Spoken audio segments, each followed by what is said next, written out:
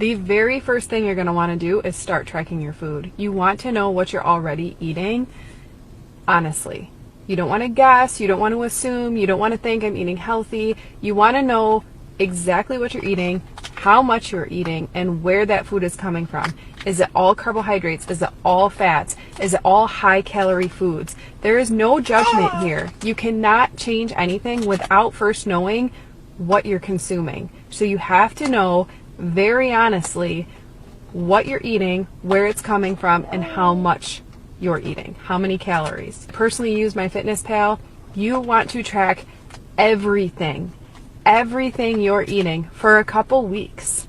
Give it 7 to 14 days of tracking everything.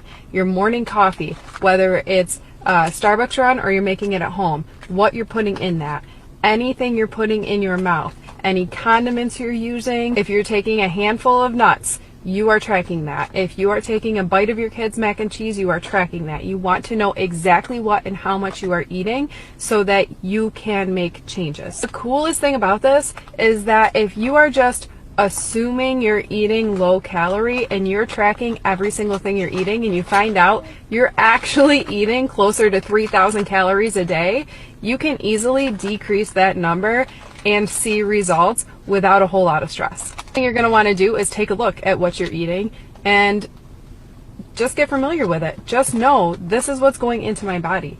How many calories am I actually eating versus how many calories I thought I was eating? And then where is it coming from? Look at the macronutrient breakdown. How much protein are you eating? How many carbohydrates are you eating? How much fat are you eating?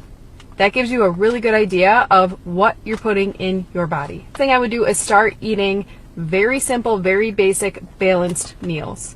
You're going to want to start your meals with protein. 3 to 4 meals a day, starting with protein, and then adding a vegetable and a carbohydrate. To reduce the food noise, stop trying to restrict the things you love. I always encourage all of my clients, myself included, to add in a treat or something they enjoy. I personally love to have fruit with yogurt and granola at the end of the night. Sometimes it's a chocolate chip cookie, sometimes it's a mini candy bar. Whatever it is, make sure that you put that in your day and you plan to have it. If your goal is weight loss, I would go back to that number that you're already eating and you can decrease that just a little bit.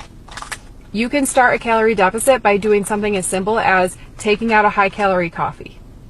You can also just decrease your portion sizes. There's a lot of ways you can go about doing this, but this is exactly how I would start to approach, number 1, reducing the food noise, and number 2, starting to see some results if your goal is fat loss.